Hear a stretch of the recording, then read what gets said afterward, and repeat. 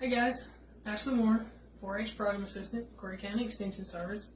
Today I want to give you a little rundown on puppets. There's two basic types of puppets. You have your hand puppets, which a good example of that is lamb chop.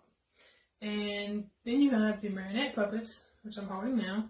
Another example of a marionette puppet is Pinocchio.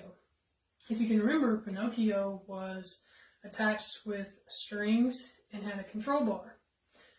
These became very popular in theater performances in around 1930s. The puppeteer, which is the controller of the puppet, stood to the side during the theatrical performance and controlled the puppet out of view. Today I have a little giraffe. He's fairly long. Giraffes are quite tall, so I had to make him a little oblong.